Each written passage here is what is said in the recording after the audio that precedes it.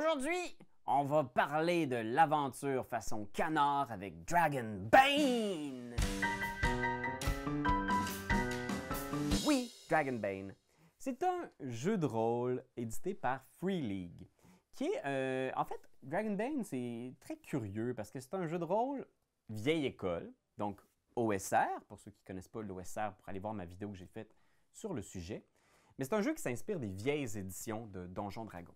Et Dragonbane, c'est une version anglaise d'un jeu suédois qui a connu un gros succès dans les années 80 qui s'appelait Drakar och Demoner. C'est comme des dragons et des démons en suédois. Je m'excuse si je dis le titre tout croche. Mais l'idée, c'est que c'était vraiment l'option suédoise pour les gens qui tripaient sur Donjons Dragons. Puis cette version-là a toujours existé depuis des années, mais là, Free League ont fait une remouture, une vision plus moderne de ce classique-là, qui garde toujours sa saveur OSR. Et aujourd'hui, je vais vous dire 5 choses que vous devez savoir si vous aussi, vous voulez explorer l'univers de Dragonbane. Premièrement, la première chose qu'on doit savoir, c'est que oui, ça ressemble beaucoup à Donjons Dragons vieille école, les toutes premières éditions du jeu, mais avec quand même des twists uniques. C'est un système qu'on appelle Roll Under, c'est-à-dire que pour obtenir un succès à un test d'une de vos caractéristiques, vous devez rouler égal ou en dessous de la valeur de caractéristique. Donc, supposons que vous roulez vos habiletés, le classique 3d6, tu additionnes les valeurs. Mettons que tu as 12 en force et que tu fais un test de force pour soulever un bio de bois, ben, tu dois rouler sur ton D20 12 ou moins. Donc, le système est à l'envers de nos habitudes de jeu de rôle classique. Donc, quand vous roulez un 20, c'est ce qu'on appelle rouler un démon, et c'est la pire chose qui peut vous arriver, c'est un fumble. Et quand vous roulez un 1, c'est ce qu'on appelle rouler un dragon, et c'est un critique. La meilleure chose qui peut vous arriver se produit. Là où moi, ça m'a pris un temps à bien saisir cette distinction-là, c'est que oui, vous avez vos caractéristiques classiques, force, agilité, volonté, ça ressemble beaucoup aux habiletés classiques de force, dextérité et constitution. Mais vous avez aussi vos compétences. Les compétences, c'est ce que vous allez rouler la vaste majorité du temps. Et chaque compétence est associée à une de vos caractéristiques. Donc, par exemple, pour, je ne sais pas moi, sneaking, discrétion, ben, c'est associé à agilité.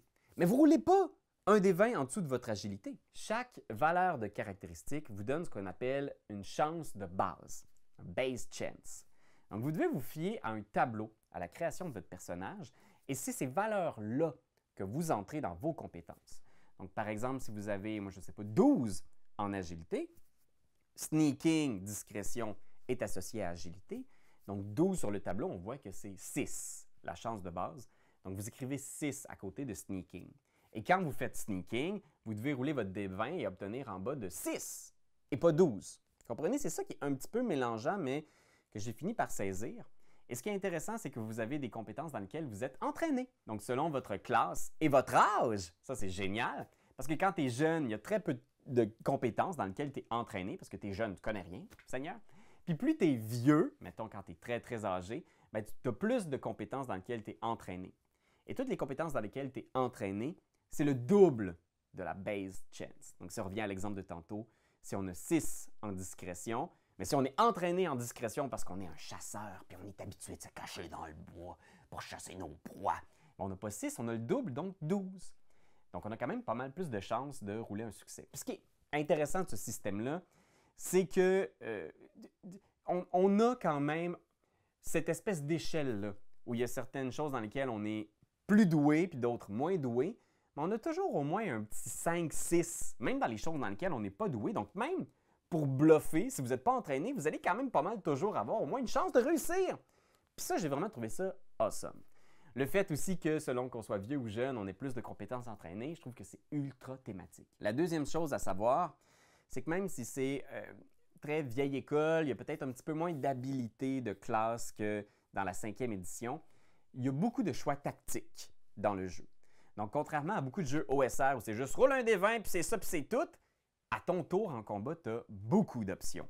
Il y a des actions très, très funky, comme par exemple, vous pouvez, si vous souhaitez, ne pas agir à votre tour, dans le but de faire ce qu'on appelle une action d'évitement.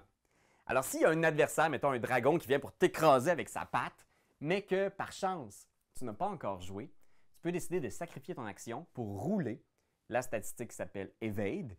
Et si tu roules en dessous de ton Evade, ben t'es sauvé! L'attaque te rate. Il y a aussi des actions vraiment chouettes. Par exemple, on peut se reposer pour regagner de la volonté. La volonté, ce sont des points qu'on peut dépenser en jeu pour activer des pouvoirs spéciaux à notre classe. C'est vraiment comme la mana, si on veut, dans Diablo, là. Vous pouvez dépenser ces points de volonté-là pour activer vos habilités spéciales de classe, vos habilités spéciales d'espèce, mais aussi activer votre magie si vous connaissez des sorts. Et il y a une action dans laquelle on peut prendre un moment pour regagner notre volonté, comme si on se concentrait. Il y a une action que moi j'ai adorée parce que je vois un marchand très charismatique qui est ralliement. Fait qu'on peut faire un jet de persuasion pour convaincre un adversaire, un allié tombé en fait, de se relever et de continuer à se battre même s'il continue à rouler des jets de sauvegarde contre la mort. Ça, c'est vraiment génial parce que tu peux vraiment faire des moments théâtraux, vraiment intenses, où tu fais un speech héroïque pour donner le goût au barbare de se relever et de rentrer dans le combat, même s'il est toujours à l'article de la mort. Fait que oui, moi j'ai trouvé qu'il y avait beaucoup de décisions tactiques super chouettes, mais ça fait aussi que les combats restent assez crunchy. C'est ce que j'aime, parce que moi j'aime les jeux comme Pathfinder, Donjon Dragon, où tu as beaucoup de choix à ton tour.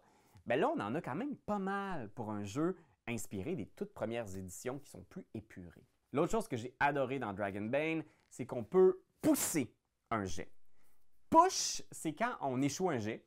Donc, tu as roulé, puis tu as roulé, je sais pas moi, 19 au-dessus de 12. Puis tu es comme, ah mon Dieu, le troll va me voir, il va me manger. Mais tu peux décider de pousser et donc de relancer le jet que tu viens de rater. À ce moment-là, tu dois cocher une des 6 conditions du jeu. Donc, chaque caractéristique est associée à une condition, que ce soit épuisé, malade, confus. Et à ce moment-là, par exemple, que je décide d'être effrayé, je vais avoir des avantages à tous mes jets reliés à la statistique de volonté jusqu'à ce que je me sois reposé. Fait que ça, c'est vraiment des décisions intéressantes parce que c'est tellement poche dans Donjon Dragon quand ton tour se résume à « j'ai raté, c'est fini pour moi ». Là, tu as toujours l'option, ou presque, de pousser ta chance. Il y a un prix à payer parce que par la suite, tu vas avoir des désavantages sur certains jets, mais je trouve ça tellement chouette parce que la décision, ça t'implique dans le tour. Ça fait que ton tour ne se résume pas à « j'ai raté ». Tu as toujours une chance de relancer. Puis ça, je trouve ça super. Puis en plus, c'est thématique parce que si ton personnage coche la case épuisée, tu peux raconter à quel point ce coup-là, ça t'a pris toute ton énergie. Puis là, maintenant, tu n'as plus de force. Vous le voyez boiter, essayer de vous suivre. Fait que ça amène vraiment aussi une grosse notion de roleplay qui est awesome. Aussi, ce que j'aime beaucoup de Dragonbane, c'est le système d'expérience. À chaque fois que vous utilisez une de vos compétences dans le jeu, vous allez cocher la petite case qui se trouve à côté sur votre feuille de personnage pour vous rappeler que vous avez utilisé cette compétence-là. Même si vous avez échoué ou réussi le jet, ça n'a pas d'importance. L'idée ici, c'est que plus tu pratiques quelque chose dans le monde, plus tu deviens bon. À la fin de la session, pour chaque compétence que vous allez avoir cochée, vous allez pouvoir lancer un des 20. Si le résultat est plus haut que votre valeur actuelle de compétence, ce qui n'est pas toujours facile pour vos spécialités. Donc, si vous avez, mettons, 12 en persuasion, il faut rouler 13 et plus pour que ça fonctionne. Mais si vous y arrivez, ben vous gagnez un point de plus dans cette compétence-là. Donc, vous devenez de plus en plus persuasif. Puis ce que j'aime, c'est qu'il y a quelque chose de naturel là-dedans. Donc, si tu commences et tu as 5 en bluff, mais que tu bluffes à chaque session, il faut que tu roules au-dessus de 5 pour gagner des petits points. Tu vas devenir, à chaque partie, meilleur en bluff parce que tu as bluffé. Même chose pour le savoir, mais tes légendes. Le plus tu vas essayer de te souvenir des choses, le plus tu vas essayer de découvrir comment le monde fonctionne, le plus tu vas devenir savant, érudit. Et selon justement votre maître de jeu et la campagne, vous allez gagner aussi d'autres points d'expérience qui sont des roulés gratuits sur ces diverses compétences-là. Fait que graduellement, vous allez quand même gagner des compétences en tout genre. Parce que c'est ce qui arrive quand on fait de l'aventure, ben on découvre plein de sortes de compétences qu'on n'avait pas avant. Aussi, il y a des habiletés héroïques qui sont vraiment des pouvoirs de classe que vous allez pouvoir gagner à certains moments clés de la campagne selon le désir de votre maître de jeu. Fait que ça, c'est vraiment awesome. Au final, la 5e chose que vous devez savoir, c'est que le monde de Dragonbane est chaotique, un peu absurde, mais sérieux à la fois. Puis ça, c'est un ton que je trouve concerne plutôt bien dans le manuel. Le manuel du joueur de Dragonbane, le manuel des règles de base. On a par exemple toutes sortes d'origines, des espèces que vos personnages peuvent être. Vous pouvez être des hommes-loups assez classiques, mais il y a vraiment l'espèce signature de ce jeu-là, c'est le Malar, qui est un homme ou une femme canard. Fait que imaginez vraiment un Darkwing Duck ou Picsou. Moi, c'est vraiment comme ça que je visualise. Et c'est tellement chouette de jouer un Malar chevalier, de découvrir leurs traditions, leurs nobles coutumes. Et l'univers porte beaucoup à l'exploration. Dans le kit de démarrage, il y a toute une carte qu'on peut explorer, qui est le Val brumeux, le Misty Vale. On peut découvrir toutes sortes de temples, de monstres. Il y a beaucoup de factions aussi. Fait qu'on parle souvent de démons et de dragons qui ont dominé le monde pendant des siècles et les différents humains qui sont encore soit d'un côté ou de l'autre. Donc les humains qui vénèrent les démons, qui vénèrent les dragons. J'ai fait une petite campagne maison, fait qu'on a fait ça pour le plaisir, avec Dave de la chaîne Papa DM. Et je dois dire que c'est une de mes plus belles expériences jeu de rôle de l'année. C'est Dave qui était notre maître de jeu, qui nous a amenés à travers ce monde-là. Puis moi, par exemple, je jouais un marchand. Puis ça m'a tellement donné le goût de repenser mes mécanismes internes de comment vivre un jeu de rôle. Ça te fait penser vraiment autrement, parce que les combats sont tellement mortels aussi, ça peut vraiment mal tourner quand on n'est pas préparé, que ça te force à créer des pièges, à négocier. Moi, j'étais un marchand, fait que j'avais toujours un paquet de babioles pour essayer de convaincre les gobelins de ne pas nous tuer, puis plutôt de devenir nos amis ou de travailler pour nous. Ça a été vraiment chouette. Ça m'a vraiment plongé dans le style vieille école à la suédoise. J'ai adoré l'expérience. Tout le kit de démarrage est super bien fait. Il y a des cartes pour les trésors, les objets qu'on trouve, l'initiative, parce que l'initiative se joue avec un paquet de cartes. Fait que vraiment, c'est une super belle expérience que je vous recommande. Fait que oui, Dragonbane, c'est un jeu de rôle OSR, pas comme les autres. Fait que allez l'essayer, ça vaut la peine. Je pense que c'est une des vraies belles éditions de Free League qui ont publié récemment.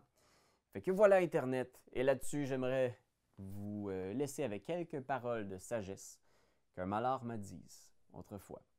Il m'a dit crac, crac, crac, crac, crac, crac, crac. Plus ça, hein, Donald Duck.